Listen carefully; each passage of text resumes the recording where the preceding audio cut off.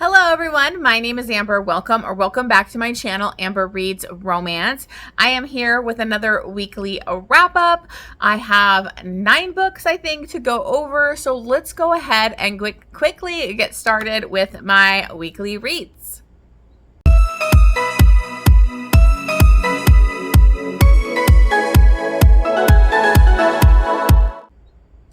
Okay guys, so I want to apologize right off the bat. I have no idea if you're going to be able to hear this on this video, but I have this annoying squirrel outside. It makes this chip, chip sound, and it won't stop.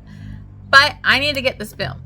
So I'm just doing it because I actually just finished with our Buddy live show and I need to get this weekly wrap up this week, and daylight is a waste in here. Also, this is going to be, I needed to get this one done because I am actually going to Hawaii on Tuesday. So we're going to be going to Hawaii till the following week. We're coming back, I believe, Tuesday or Wednesday. I think it's Tuesday. So we're spending a week in Hawaii, and so I am not going to be doing a weekly wrap up next week, just so you're aware. So I definitely need to get this filmed because I'm going to be going over 2 weeks the next time I do a wrap up. So that could be a longer video. You know how I am, but I just, I'm not going to be filming my wrap up from Hawaii. I am just going to be chilling and having the best time. I do have videos pre-filmed. I just got to edit them for the week that I'm going to be in Hawaii. So should be having my weekly wrap up right here going up, and then like a vlog, and then I do have a recommendation video coming. So anyways, just so excited. My son just got into town last night, and so I haven't really got a lot done reading so far this weekend, but that's completely fine. We're good because this is my vacation and I really needed this vacation. So I'm actually taking 2 weeks off of work, so I am so excited. So let's go ahead and get started. And again, I apologize if you can hear that chirping because it's literally making me want to kill myself. I hate that sound. Okay, let's continue here. All right. So the first book that I read this week was Crazy Love. I had an ALC. This is by Willow Aster. This is the 5th, and I think for sure it is the final book in the Single Dad Playbook series. And I've loved all the books in this series so much. One of them I didn't love as much as the others, but it is definitely a solid series. So if you are interested, I would definitely check it out. It's a bunch of single dads on a football team, and it's very cute. Every book has been really great. The first one was like my favorite. This one might be my new favorite because this one was just so emotional and sweet and really low angst, and I just really had a great time with it. So in this one, we have Penn and Addie, and Penn is kind of the playboy player of the team. He's not a single dad, but he has actually been trying to adopt a young boy out of foster care. He's very close with him, and he wants to adopt him, and so he's kind of in that process. And him and Addie actually really hit it off at one of their friends' weddings. I believe it was in the Bahamas. And they almost have a one-night stand, but she gets pulled away for like an emergency. And so he doesn't see her again, but he always really thinks about her. He really felt connected to her. And so there's that. Well, they do end up coming back into each other's lives later because she gets hired as the nutritionist for his football team. And she actually happens to be his coach's daughter. So she kind of knew who he was and didn't really tell him who she really was that night, not wanting to ruin things. But, he's not mad about it. But they kind of like put a hold on like, okay, well, maybe we can't be together because of her dad and everything like that. But he is trying to adopt this boy, and it's kind of not going great for him because of his single player lifestyle and his job and a lot of the traveling and stuff, even though he really wants to foster him. So he wants to adopt him. He's trying to just foster him for now. because this boy is like in a really abusive situation. The foster home is not really safe. So he's really trying to get that to happen. And him and Addie like actually pretends to be his girlfriend at one point to try and help the situation, and then they end up deciding to kind of have a marriage of convenience so that he can adopt, or at least foster, but eventually adopt this boy. I think his name is Sam. I don't know if I wrote that down, but yeah, Sam. And so they end up getting married, and they immediately like settle in with each other. That's what's kind of cool, is like there was no like will they, won't they, let's deny our feelings. They were immediately like all in with each other because they really had an amazing connection.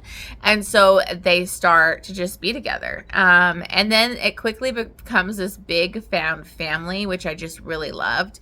Addie was so amazing with Sam and really trying to help him. And so they eventually are able to, you know, have him foster him and live with them. But there's also another little girl in that same foster home that is not safe. And so they kind of want to be able to try and adopt her and foster her too. And Sam is very close to her and all of that. They even get a little, one of those hairless, ugly, like kind of cats. And he's like, it's so ugly, but they love this cat and it becomes part of their little family. So this was just very sweet and feel good having, you know, this found family aspect. Her dad has a pretty negative view on him being like a player and all that kind of stuff. So he is kind of takes a little bit more to win him over, but I really liked the conversation he ended up having with him later. So this was just really, really sweet. I love the found family. I love the, you know, adopted kids and how this family really comes together. I think it was really beautiful because you see both of them trying to make sacrifices to make this family unit work. It's not easy. It's challenging with his schedule and then her schedule, and, you know, wanting to be there with the kids and like what needs to happen. So they both try to make, you know, like sacrifices for each other and try to like manage that, and I thought that was really beautiful.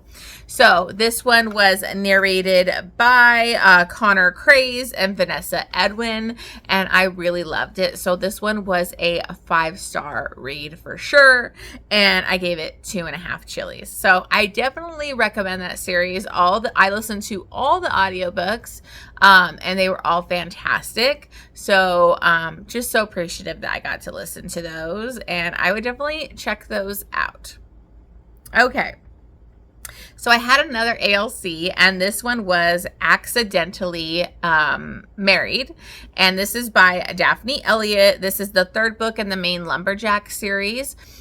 We actually just announced our next buddy read on the live show, and that is going to be the next book in this series, which is Axe Backwards. And that's been out for a while, but I have an ALC, so, you know, the audiobook is coming out, I believe, on the 11th. I might have that wrong, but it's around then for August. So that book is actually going to be our August buddy read. But anyways, this one was Axe-Identally Married, and this one is between Cole and Willow. And Cole was an ex. He used to be a hockey star. He doesn't play for the hockey anymore, and he's kind of been the like loser brother, or the one that's like always getting himself into trouble and kind of just looked down on. And so he's really trying to like find himself, become a better man, get his life on track.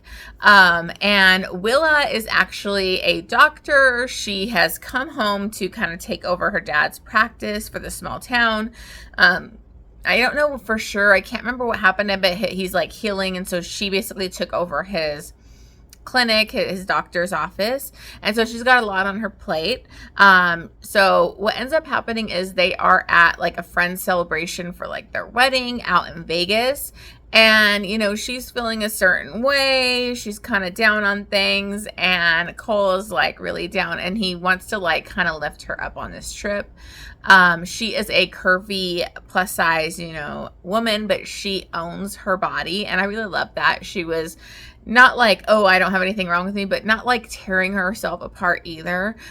She was just like, this is who I am. I'm comfortable with my body. And, you know, and he really found her attractive and was really into her. So they end up hanging out that night, getting pretty drunk and getting married. So accidentally married here. And so the town like ends up finding, people are freaking out. His brothers are attacking him. And she at first was freaking out and like wanting to get this annulled and do whatever. But then when she sees how his brothers treat him and he's a screw up and how could he do this, she really like sticks up for him. And they decide to just try and stay married. I think it was for like 6 months or something. So they end up kind of like this marriage of convenience situation, but it's accidentally, you know, Vegas wedding. And so he comes in and they move in together and they start to have their marriage. And they slowly build this really nice, beautiful friendship with each other. And she learns there's a lot more to Cole, that he's a lot more sensitive and sweet. He does a lot of acts of like caring and shows her he cares and is there for her. And so she really like they start to really fall for each other. And then once it gets to like the sexual stuff, they're really all in it. He definitely worships her curves and really loves everything about her. So I really liked this one. I did have issues with how bad and hard on himself Cole was. He really didn't have any, you know, self-confidence. You can kind of see where that comes from. But I liked this. It was really cute. It was a good time. We still have drama with the father and like illegal activity of like what's going on in this town. And it's kind of carried through each book. But you could jump into this one without reading the previous books for sure. So I had a great time with this. This one was narrated by Stephen Dexter and Ava Lucas. And if you follow me, I love Stephen Dexter. He's like one of my favorite narrators. So he was fantastic as like the broody, you know, loser that just wants to do better. So I had a great time. So I ended up giving this one 4 stars and 2.5 chilies. Okay, so now onto a difficult one for me, and that is Wild River by Laura Pavlov. I read the last 2 books in the series. I got like ALCs last year, I think, for them, and I really loved them. And so I really wanted to read the previous books, and I happen to also have Jen annotating these for me. So this is the second book in the Magnolia Falls series. And this one is between Wild and Ruby Rose. And this is like an enemies to lovers, hate to love you type of situation. And River is a lawyer. He also went to, like, if you read, is it Loving Romeo? Whatever, the first one, he actually went to jail, wrongfully accused with Romeo when he was younger, and so he decided to go into law and become a lawyer and all of that. And he's kind of a player. He kind of doesn't, you know, whatever, want to settle down, but he's really close with Ruby Rose's father, and he actually has, I believe, a stroke. And so Ruby has kind of escaped. She's gone away to go to school because her family is like a disaster. And like her mother is a horrible leech. Her brothers are a mess. And so they kind of just like feed off of her. And like she constantly has to bail her brothers out and like help her mom. And so she just never really wanted to stay in town, but she is really close with her dad. And so when her dad has the stroke and everything, and he has a lot of rehabilitation to go through, she comes back home and she is taking care of his bar while he is healing and going to physical therapy and all of that. And so her and Wild kind of have these interactions with each other. So they are very attracted to each other, but like kind of fight it for a while. And then they have this like crazy back and forth banter. And then eventually comes to this point where they kind of make a bet, like he couldn't get her off in like 60 seconds because like guys usually can't. And so he wants to prove her wrong. So that's kind of what starts their sexual relationship, is he kind of like goes down on her in her like office and gets her off in the 60 seconds. So go you, River. That's amazing. And so they kind of start this sexual relationship, but she's planning on leaving. She's got her PhD and like she wants to become, she's going to be a therapist, or more than a therapist, I guess, psychiatrist. And so she is kind of looking at jobs, and she's getting offered a job at like the really elite university, but she doesn't really know if she wants to do that. She really wants to work with kids and do something more meaningful. And so she's kind of debating that. And so her leaving soon and everything, they just kind of say it's a fling for now. So they continue to like have sex all the time. But the thing is like, they literally spend like every night together. They're basically a couple, but they never acknowledge they're a couple. And I had a lot of issues with this one because Ruby really drove me nuts, because she refused to acknowledge that they were much more than just fuck buddies, and like that she was falling for him. She's very closed off. And so she kind of was constantly pushing him away and like not opening up emotionally to him. And like, they were obviously falling in love with each other. Like, if you're spending every night with him and missing him and jealous over him and wanting to be with him all the time, like, you're in love with him, you're falling for him. And she constantly would just push him away. And so that was just really difficult to read. It was getting frustrating. And then River doesn't make it any better, because we have a really annoying third act conflict where like he just jumps to conclusions and then kind of hurts her feelings, thinking that she was like going to be with her ex and drop him and all this kind of stuff. And it's just a really stupid third act conflict. And he's the one that has to grovel and stuff because of how he acted. But I didn't think he needed to grovel that much, because she never told him how she felt. This idiot told her how she felt in a really dumb way, but he was trying to put himself out there, and she never did. So how did you expect him to react? Like, you never let him know you were all in. So of course he's going to jump to wrong conclusions, but then now he's got to bend over backwards to like make it up to you. Like, it just really rubbed me the wrong way.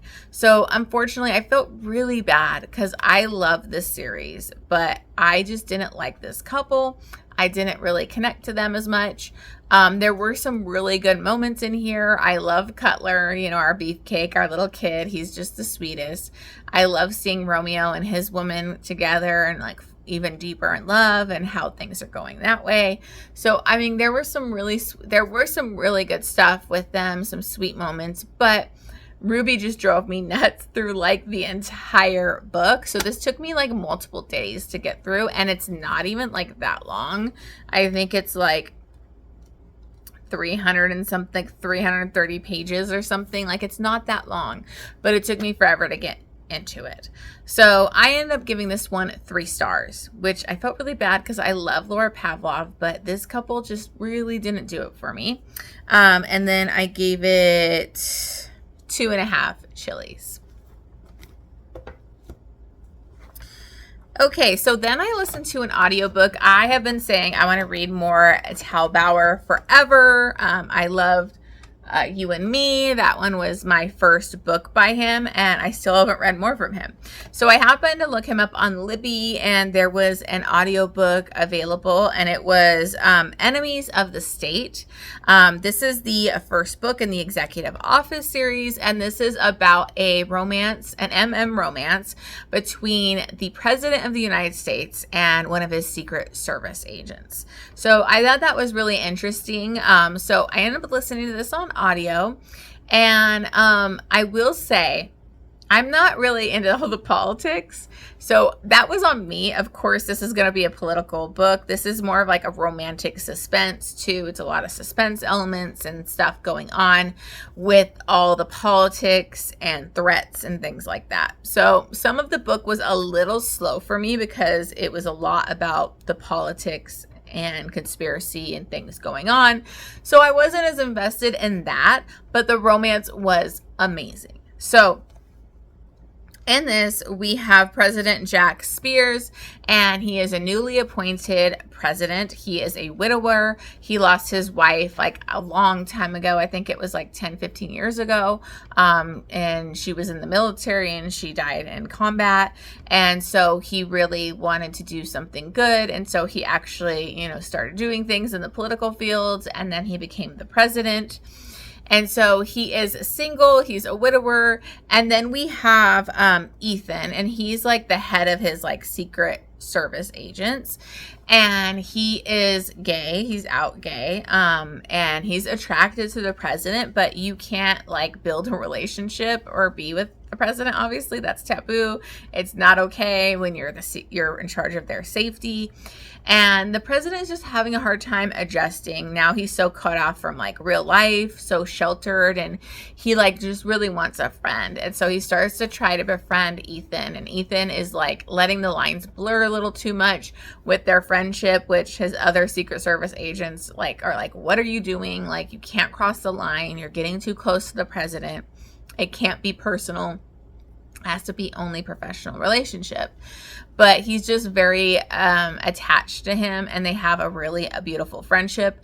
That's something that Bauer does really well, is like writes a male friendship that like leads into something else, and maybe like a bi awakening or I'm just for you type of thing, because the president never was like attracted to men or anything, but he starts to get attracted to Ethan after Ethan like mistakenly kind of misses cues, and he tries to kiss the president, and the president's like, whoa, what the F?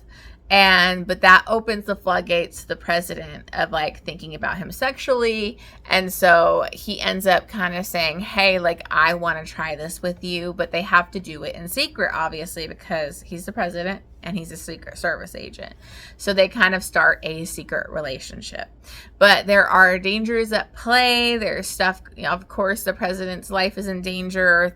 A lot of action happens in the last half of this book that really picked it up for me, because a lot of the politics was laying the groundwork in the beginning. I was getting kind of bored with the politics, but it really picks up with the suspense element and puts things into more higher stakes for this couple. And I really enjoyed the romance between them. I could really feel that they have like this slow burn. Even when they're like kind of finally going to be together, they're like slowly experiencing the sexual stuff, but they are like so close and like intimate together. I think Bauer writes that intimacy really well, where it's not just about hooking up or sex. It's like these beautiful moments between them. So I really liked it. But again, the politics thing was a little like not my thing. So I ended up giving this one 4 stars and then 2.5 chilies. Okay, so then I read Koyn by K Webster, and this is the first book in the Royal Bastards MC, Tulsa, Oklahoma. I think she wrote this with a bunch of other authors too, but she has a full series on these MC characters. And I actually really wanted to read this. It was it's on Kindle Unlimited now, which I don't think it was previously. And I want to read more MC because I want to give some more MC recommendations. So I really wanted to pick this up. So this one is, I will warn you, check your freaking triggers because it is so dark. There's a lot of gory stuff that happens in this, a lot of torture, a lot of violence. It's like really dark. And the hero is not really that. He does some fucked up shit in this book. So in this, we have Koyn and Hadley, and this is a huge age gap. I think he's like in his 40s and she's like 18, maybe late 40s. I can't remember, but it's a pretty big age gap. And there is daddy kink in this. So I'm not always a fan of daddy kink. I didn't love it in this for reasons, which I will explain. But in the beginning of this, it opens up pretty darkly where like Koyn was like, not an MC at this time. He was a billionaire, like worked with with NASA. He can hack and do all this kind of crazy stuff. And he ends up coming home and getting attacked. His wife and daughter end up getting raped and killed in front of him. and they like mark his face with like an X across his face. And so he's able to kill like one of the guys, but one of the guys gets away. And so it's, I think, 10 years later, and he's been on this long journey where he's created this MC, and him and his brother works for the FBI. And he's also not fully part of the MC, but part of this revenge plan, because he is trying to find the man that did this. He was part of an MC, and kill him and torture him and do whatever he can to get back at him. And so he finally gets a lead on this guy. And this guy actually is running another MC. His son is dating Hadley. And she's kind of like thinks that like she fell in love with him before he was with his dad and like part of the MC, and she kind of followed him to that. And you know, she's like kind of hiding her past because she came from a really rich family and kind of like ran away. She's ran away from her father and doesn't want him to find her, so she's kind of in hiding from that. But she really feels like she loved that guy, but he's basically like using her and screwing other like woman and like not gonna make her his old lady. And his father is this evil guy that did that horrible thing to Koyn. And so they end up getting attacked by Koyn and them. And and her boyfriend at the time, when she was mouthing off with him and getting in an argument with him, he starts to attack her, and he was about to rape her. And so like Koyn kills him, and then he ends up taking Hadley with them. And so she ends up kind of being stuck with them, kind of being a captive of this MC. She just wants to leave. She's like, you killed my boyfriend, you know, like even though he was like about to rape her, she was like mad. And it's just, so they end up kind of keeping her, and then she's just trying to kind of survive and manipulate the situation a little bit. So she starts to play on Koyn's emotions or interest in her. The thing is Koyn, this is what makes this creepy, because there is daddy kink in this, but like for most of the book, he constantly confuses her with his daughter, and then like thinks of her of like, oh, she looks like my daughter, or like, oh, my daughter. And it just gets a little creepy when they have sex and she calls him daddy, and it's just not my favorite. This was very interesting. It was dark. I was intrigued through most of it, but the way the hero treats the heroine in the last half of this book was horrible. And so like I had a hard time getting behind it, because there's like, I don't want to ruin it for you, but there's a big reveal about her father, and you know, he's trying to get her back to her father and get rid of her, and she does not want to go back to her father for big reasons. So, you know, once he gets her back to the father, her life falls apart and it gets really bad. And then he learns about her father and who he really is, and has ties to what happened to him. And so he wants revenge against the father and is going to use Hadley to do it, no matter what it is. So I just had a lot of issues with the hero and how he treated the heroine, especially the amount of assault that this girl had to deal with and how hard her life was. It just didn't work for me. And it felt like it was a lot of that was the whole book. So like, how do these two fall in love? Like, I don't know how you fall in love in this situation. So it was a little tough. So I ended up giving this one 3.5 stars.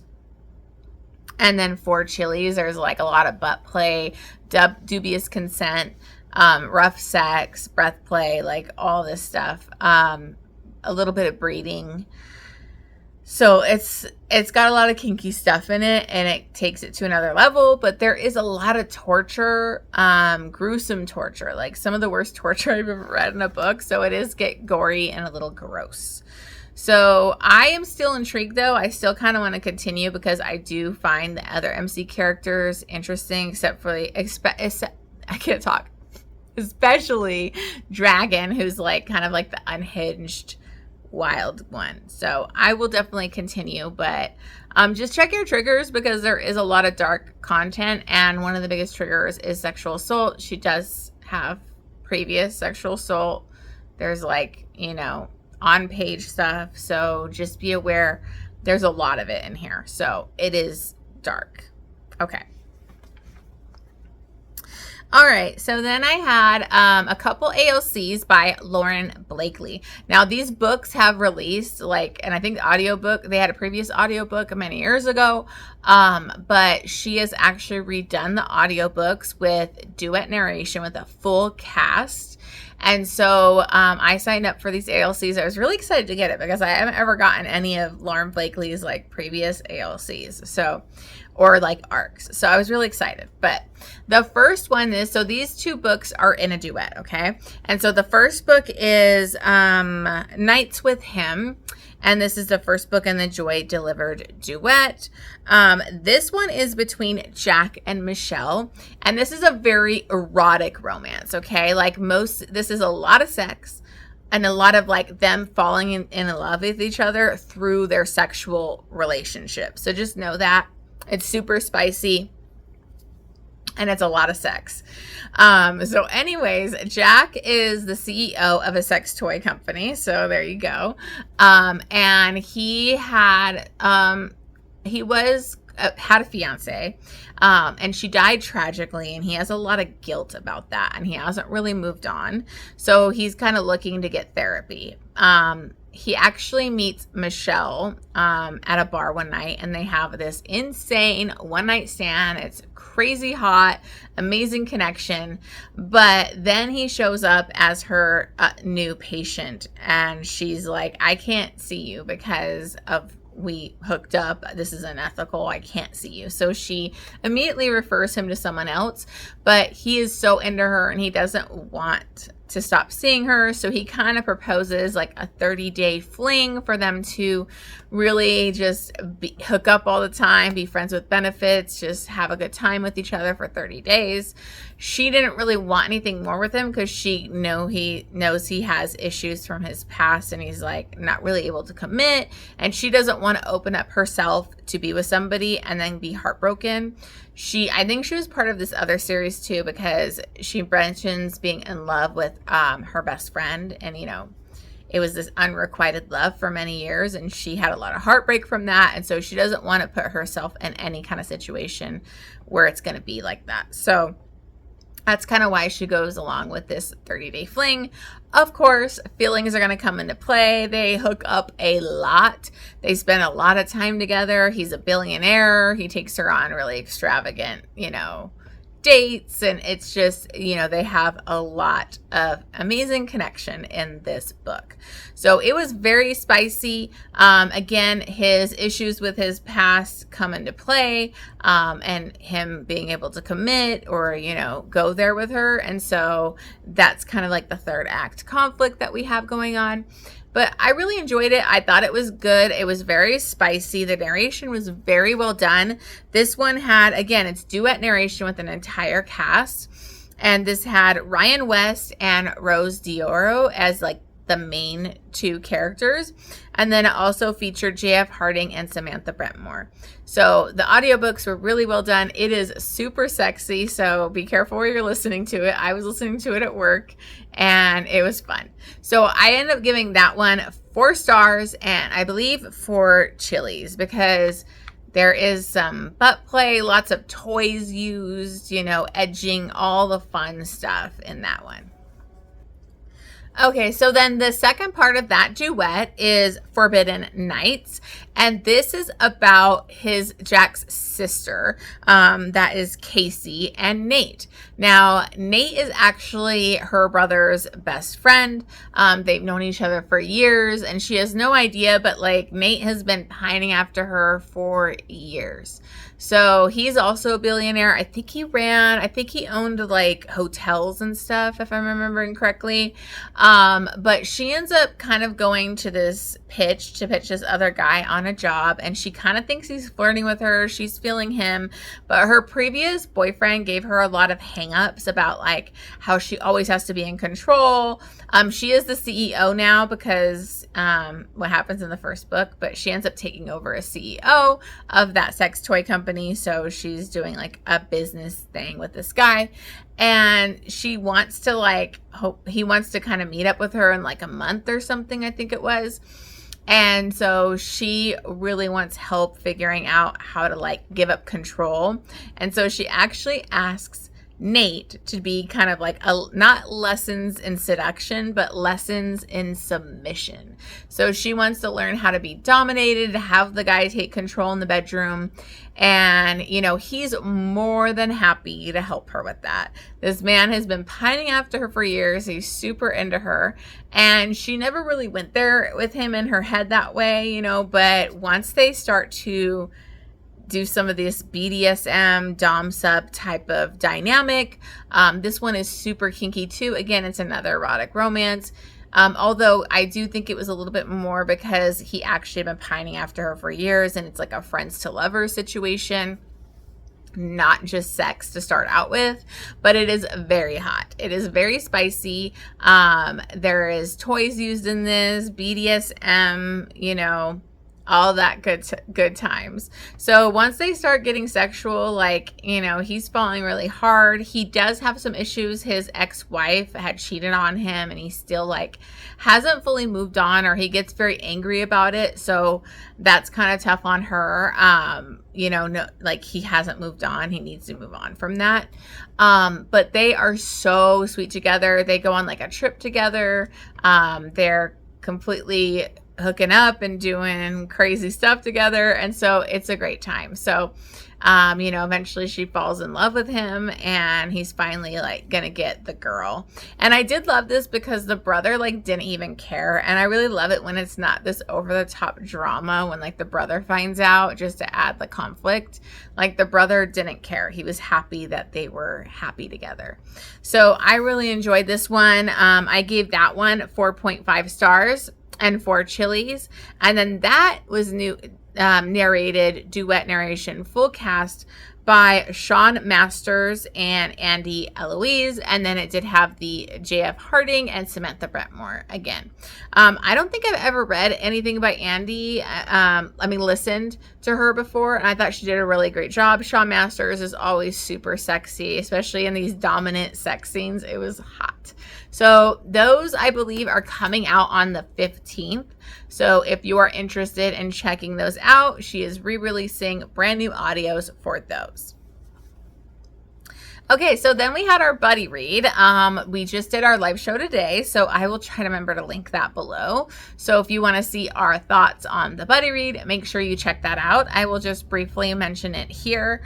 This is Pretty Cruel Love by Whitney G. This is my first Whitney G, and I guess it's her first foray into like romantic thriller, romantic suspense. And I thought it had a very interesting kind of premise. I was intrigued. I thought it was very interesting.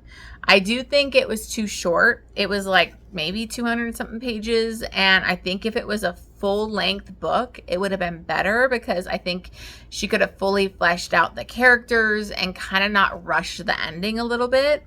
But what this is, it's a romance situation going on between Dr. Ethan Weiss and Sadie Pretty. And Sadie Pretty has been put away, and she's in prison for a multiple murder. She killed, supposedly, allegedly killed 3 people. She acted pretty shady at the crime scene. She says she's innocent. She supposedly went to these people's house for something, and they were already killed. And then she literally grabbed the knife out of the guy. I'm like, why would you do that? Then she made herself pancakes while they were dead, while she's like calling the police, like took a shower, did weird stuff. So you kind of have an unreliable narrator situation going on. You don't know, was she crazy? Was she really innocent? What happened? But she has been in prison for 7 years. And there is this kind of psychological experiment that Dr. Weiss has been running. He's got like 100% success rate, where he takes one of these people and has them in an isolated situation in this cabin in the middle of nowhere. And he does really experimental type of stuff with them, like even strapping them down and having like truth serum and all of that kind of stuff. So he actually has her in this, and it could help them get parole or be, in a different program and get out type of situation. And so she ends up going there and becoming his patient, and he can't stop being obsessed with her and wanting her, but they're like got cameras everywhere. Everything is recorded, so it's very like, and so you're kind of like wondering what the hell's going on. Is she really innocent? What did she do? What is his part in this? So it was very interesting. I do think there were some errors in this. I saw quite a few grammatical errors in it, and that kind of took me out of it. And then some like issues where like they would be like about to have sex, but they're fully clothed, and all of a sudden he's entering her, and it was just kind of took me out of the story a little bit. Like there was some stuff that didn't make sense. The ending was super rushed. I thought it really needed a good like epilogue to kind of make it better. And then again, if it was like 100 pages more, I think I would have rated this better so that it would be a little bit more fleshed out. There's a big twist at the end, and big reveals and all of that kind of stuff. So I don't want to spoil anything for you in case you want to read this. But I ended up giving this one 3.5 stars and 2.5 chilies. Okay, so the last book that I read was Eclipsed Empire by Tessa Hale. This is the, I'm sorry, I forgot to write the book name, the book title. Or the series title, sorry. Let me go to my books here. So this is the second part in the, I think it's the Crescent Kingdom. Let me double check. Sorry. Okay, so this is the second one in the Wolves of Crescent Creek series. This is a paranormal, why choose, wolf shifter type of romance. I really love Tessa Hale's why choose shifter stuff. Like I just do. In this, we are picking up right where we left off in the last one. This is about like a wolf shifter, Wren. And she's kind of been on the run from her father for most of her life. He was very abusive, tortured her, scarred her, did horrible things to her. She is an empath. And then like also, I can't remember what else she is, but she's kind of like, I don't remember. Sorry, I'm forgetting what the term was. But she has extra like powers and things. And so she ends up going to this small town, and she finds her mates. And that is Kingston, Locke, Puck, Brix, and Ender. And in the previous book, things ended in a bad situation where she ends up getting captured. She's getting tortured by these rival guys against this group of guys. And so they end up rescuing her. And so this one is continuing the story because in that they kind of found out about her father, and it is one of their enemies. I don't want to give too much away, but like, so that really put like, it put a complication in their relationships, because some of them had family members really hurt by her father and his pack. And so, you know, Ender is like the worst one. He is like kind of the assassin, I think, of the group. And he is the only one that's like denying that they are mates and won't acknowledge the bond and is just very distrustful of her. But in this one, we kind of get to establish more of her relationship with most of the guys, except for Ender. They're on their way. Ender's starting to learn more and get it, but he is very frustrating. And then we have Kingston, who he was like the owner of the gym. Sorry, it's like you kind of have to read the first one to know what I'm talking about. But he was the owner of the gym, and he had family like thing with her father. And so he kind of freaks out, and that really hurt her when he learns the truth about who her father is. But she really starts to bond and even have some of the biting marks, you know, with a couple of the other guys. So Locke, Puck, and Brix really like get together, and she works on a relationship with each of them. So I like these books. I like the way she handles each character. They very feel individual. That's hard to do with the Why Choose. And she has a certain relationship with each of the guys that I really loved. So again, the second book in these type of series, they're very short. They're like 200 something pages. So they're really quick. I actually got the ARC and the ALC from Tessa Hale. So I'm so appreciative of that. But like, they're really quick. So, you know, you can get through this really quickly. Just know, like, it is going to end on another cliffhanger, and then we have a third book. So, you know, just know that going in. I have a great time with these. I love her writing. I love all the connection with the different characters and kind of the world building in this. So I still had a really good time with this. Again, a second book is kind of always feels like a little bit of a filler. It's bridging the gap between the first and the third book. But a lot of stuff still does happen in this that is important. So I really had a good time with this. So I ended up giving this one 5 stars and 2.5 chilies. And again, this has, it's not duet narration, but it's dual narration, but it does have a full cast of narrators. Let me pull them up real quick because I completely forgot to write them down. Hold on. Okay, sorry. I'm looking over here because this is where I have it noted.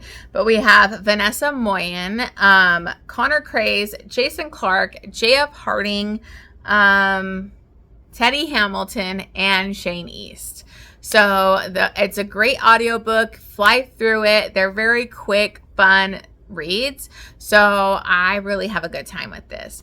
Brix is honestly like my favorite because he's like the damaged hero that didn't like to be touched, but of course she can touch him. And then he's narrated by Teddy Hamilton. So of course I gravitate towards that character the most. So he's kind of like my favorite out of the guys. And then of course, I also love Puck because he's Shane East. Amazing British accent. Just love it. So highly recommend those audiobooks. If you haven't checked out her Dragon, Ember, Hollow, I can't remember the full series name. That one I really loved. So had a great time with those.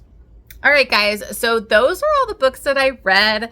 Thank you so much for watching this. Again, remember, I am not going to be doing a weekly wrap up next week. So I will be doing a wrap up, 2 weeks wrap up a couple weeks from now. So hopefully it's not too much, but you never know. I may not read a ton because I'm going to be on vacation, but I have a lot of ALCs to get through. So I'm hoping I can get through a lot of that while I'm in Hawaii. But anyways, thank you for watching. Appreciate your support. Don't forget to hit that subscribe button, and I will see you guys on the next one.